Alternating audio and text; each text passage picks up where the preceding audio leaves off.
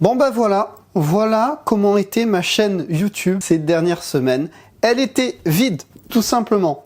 Et le pire, c'est que c'était pas prévu. Mais c'est pas grave, je suis enfin à nouveau là, ça me fait super plaisir, ça me manquait et j'ai énormément de sujets à te parler, à te faire découvrir. Et notamment, aujourd'hui, je vais te parler d'un truc, mais c'est juste une dinguerie. Tout simplement d'un artiste qui est un des plus écoutés au monde et qui pourtant est pas connu du grand public, voire même d'autres artistes. Et ça va plus loin que ça parce que disons que ce qu'il fait, c'est pas vraiment légal. Ouais, voilà, on va voir ça, tu vas voir, c'est... Alors, tout ce que je vais te dire là, ça a été mené par une enquête d'un média qui s'appelle Dagen Nyheter, plus connu sous l'acronyme DN. Voilà, comme ça au moins, là je fais pas de faute peut-être d'élocution. C'est un média suédois et la personne en question, c'est Johan Rauch. Alors je sais pas si ça se dit comme ça, désolé si c'est pas le cas, qui est auteur, compositeur, producteur. Il a aussi travaillé pour la télé. Il a fait des émissions comme Idol, qui est en gros un petit peu un The Voice.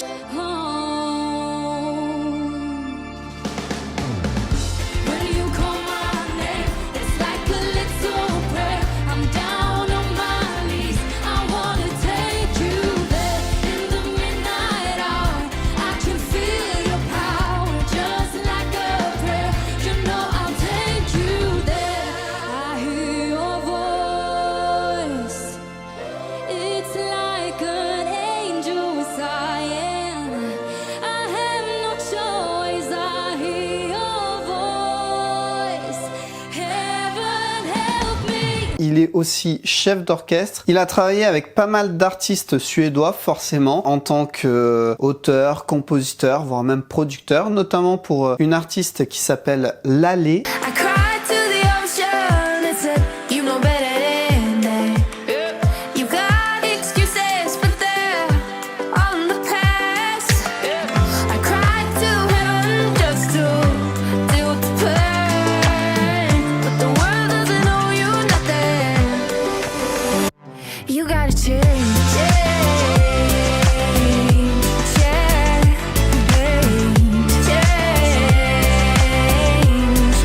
Alors je ne sais pas si ça se dit comme ça, mais cet artiste-là a travaillé notamment pour Ellie Goulding ou Demi Lovato. Alors là, ça te parle moyen peut-être. Il a également bossé pour l'artiste Loreen qui avait gagné l'Eurovision en 2023 avec le titre Tattoo.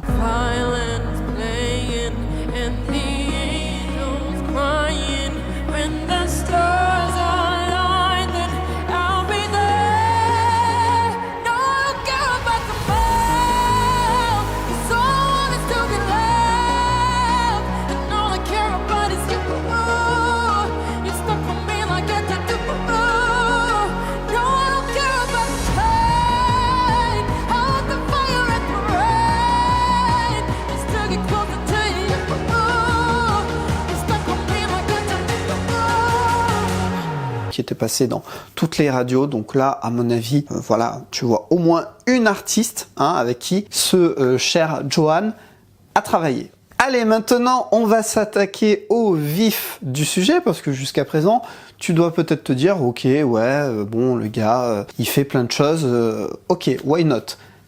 Quel est le problème dans tout ça? Eh ben, commençons tout simplement. Il a sorti 2700 titres. Je sais pas si tu te rends compte, mais déjà, 2700 titres, c'est quand même une dinguerie. Et ils ont été écoutés plus de 15... Attends, je suis pas prêt. Ils ont été écoutés plus de 15 milliards de fois sur Spotify. Et il faut juste réfléchir juste 2 secondes. Il a sorti 2700 titres, ce qui est déjà un banger, tu vois. Et il a au total 15 milliards d'écoutes. Une seule personne. Et ça, c'est que le début. Enfin, je sais pas si je suis...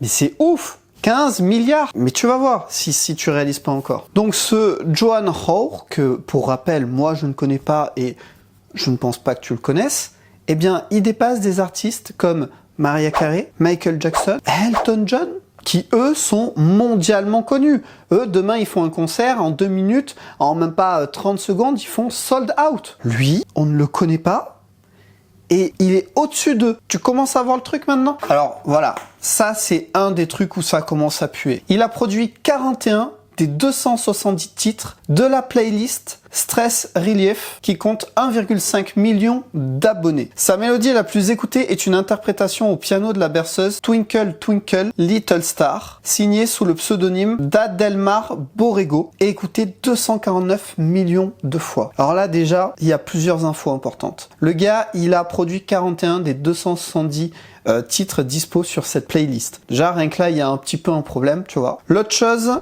c'est que là, il y a un pseudo. Alors tu vas me dire, il porte pas le même nom que comme il s'appelle, il a un pseudo. Pas de souci. Garde bien ça en tête, tu vas voir. Forcément, avec tous ces chiffres de dingue, Johan est devenu un des 100 artistes les plus écoutés sur Spotify. Ça y est, on y arrive au gros problème. C'est que ce cher Johan, eh bien, il utilise plus de 650 pseudos d'artistes. Combien?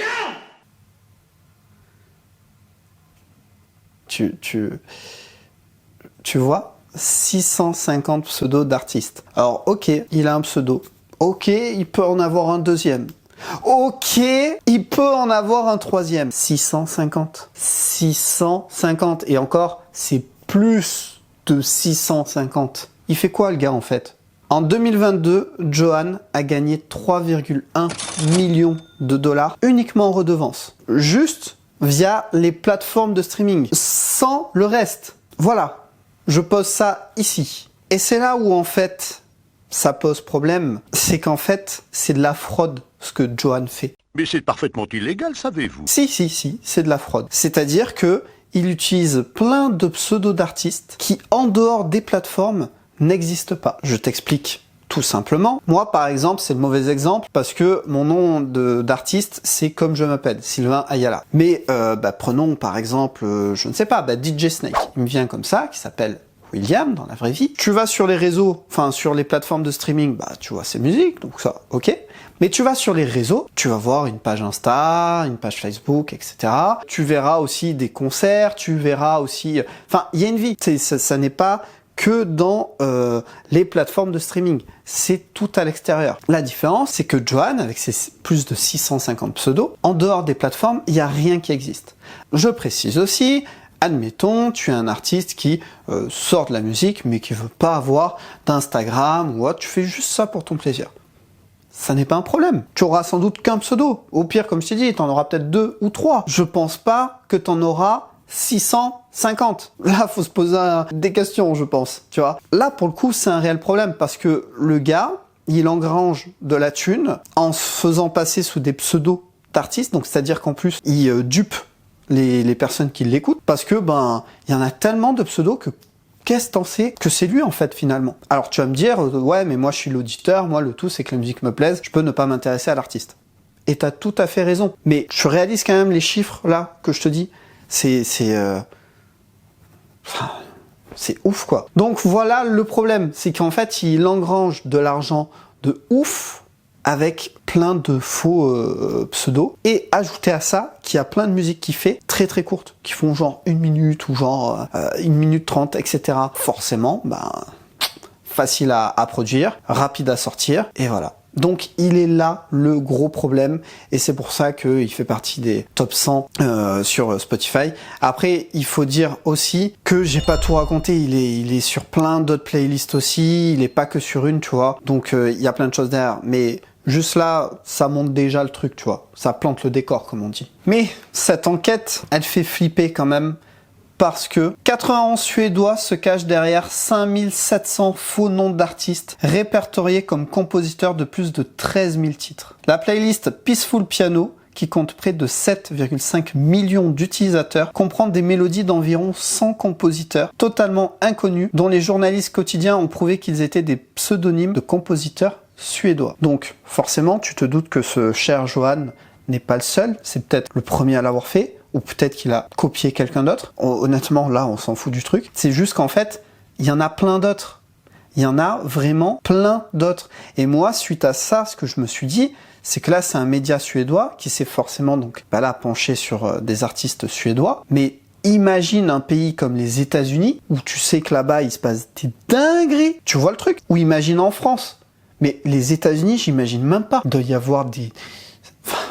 à côté de ça, à côté des 15 milliards de vues que ce cher Johan a fait, je suis sûr qu'il y a encore des plus gros poissons, tu vois. Mais ça fait flipper, ça fait vraiment flipper. Comment tu veux concurrencer ça? Déjà que nous, les artistes indépendants, on doit concurrencer des labels tout court, et les grosses majors, des gros artistes. Et là, t'as des gars comme ça, des artistes qui passent devant tout le monde, quoi. Franchement, c'est une dinguerie. Et puis, il reste une dernière bombe dans tout ça, je dirais. Spotify proposerait aux labels d'assurer de mettre sur leur playlist éditoriale la musique demandée, ce qui garantit une visibilité et de fortes écoutes. Alors les playlists éditoriales, ce sont les playlists donc de Spotify, leur playlist maison. En contrepartie, les artistes et labels acceptent de toucher moins de redevances, donc moins d'argent, sur leurs titres. En général, un quart du montant habituel versé pour chaque titre diffusé. Alors, cette partie est à prendre avec des pincettes, j'ai hésité à la mettre dans la vidéo, mais au vu du sérieux de l'enquête,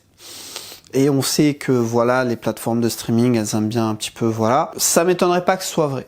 Après, Spotify a démenti la chose, a dit que c'était faux, etc. En même temps, bah, tu m'étonnes, ils vont pas dire que c'est vrai. J'ai fait le choix d'en parler quand même dans la vidéo parce que si, admettons, Spotify ne le fait pas, peut-être que d'autres le font. Et d'ailleurs, pourquoi là c'est axé sur Spotify? Bah déjà, la plupart des vidéos où quand je parle de distributeur, c'est Spotify parce que c'est la plus grosse plateforme de streaming. Et là, c'est surtout que Spotify est suédois. Et ça a été une enquête qui a été menée sur le sol suédois. Tout est lié, tu vois. Alors, je n'accuse pas, là, en fait, ça n'a pas pour but d'accuser, hein, mais je voulais quand même donner cette information parce que cette information, même si c'est pas Spotify, que ça pourrait être une autre plateforme, ça serait quand même la dinguerie. Et on sait qu'il se passe des trucs un peu douteux, des fois, des arrangements chelous, etc.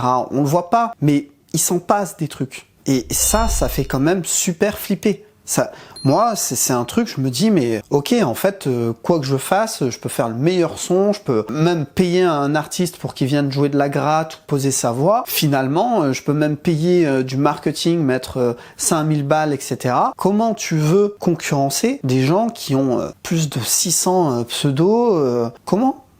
Franchement, c'est relou, quoi.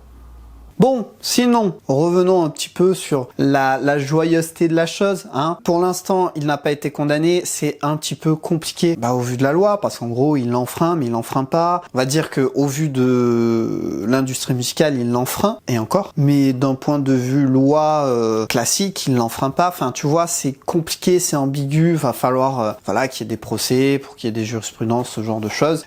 Ça mettra du temps. Donc, les gens qui font ça, vous êtes encore tranquille, je pense, pour l'instant. Même si Spotify, dans un communiqué, disait qu'il luttait contre ça, etc. Mais bon, quelque part, tu peux pas empêcher un artiste d'avoir plusieurs pseudos. Si un artiste veut en avoir, il y en a, ils en ont 5, 6, des fois même plus. Mais 650 quand même... tu forces là. Non, là tu forces. Après le problème c'est qu'à force d'en avoir tu noies le poisson. Parce que admettons avec ton premier pseudo tu fais un ou deux autres pseudos, puis via ces pseudos tu vois le truc. Et en fait après c'est compliqué. Alors tu pourrais me dire ouais mais tu vois bien dans quel compte l'argent rentre mais c'est compliqué. C'est super compliqué. Voilà, donc je ne sais pas ce que tu auras pensé de cette histoire. C'est juste une dinguerie. Dans un sens, j'ai envie de dire respect à Johan, tu vois, parce qu'il a... parce que c'est un génie, ou peut-être qu'il a copié, comme je t'ai dit, mais respect, tu vois. Mais dans un autre, non, faut pas faire ça. Si j'en parlais de ça, c'est pas pour motiver les gens à se dire, je vais faire pareil ou autre. Non, c'est justement pour qu'on connaisse un peu mieux les rouages du système, pour savoir un petit peu mieux comment gérer tout ça, et se protéger de ce genre de choses-là, quoi. Et là, en tout cas, c'était une affaire de dingue, quoi. 15 milliards de vues, le gars, il est dans les 100 artistes les plus écoutés. Personne ne le connaît, quoi. Voilà. C'est tout. Bon, j'espère que cette vidéo t'aura fait plaisir, t'aura fait passer un bon moment, t'aura appris des choses. Enfin, voilà, dis-moi dans les commentaires ce que t'en penses, tout ça. Moi, ça fait plaisir. Ça y est, je suis de retour. Is back et puis ça va continuer. De toute façon, là, j'ai un gros retard à récupérer sur plein de choses. Il y a plein de choses qui vont arriver. Si t'étais sur les réseaux à me suivre, t'as peut-être vu qu'il y avait une histoire d'un nouveau partenariat où j'ai été contacté. Ben, je pense que c'est tombé à l'eau, mais c'est pas grave parce que j'en parlerai quand même parce qu'il y a des choses à dire. Il y a aussi, allez, si t'es là encore à regarder la vidéo, c'est cadeau. La vidéo sur le comparatif des distributeurs 2024, il va sortir là prochainement. J'ai bouclé l'écriture, etc. Donc ça va sortir là prochainement. Donc suis les réseaux, suis tout ça. Tu seras le premier au courant. Et puis il y a plein d'autres choses, plein de nouveaux formats, plein de trucs comme ça. Même si j'étais pas là, j'ai vu qu'il y a eu des nouveaux abonnés, donc merci aux nouveaux, ça fait super plaisir. Merci à ceux qui me font des messages. Et en attendant, moi je te dis à vendredi prochain. Et en attendant, porte-toi bien et sois créatif.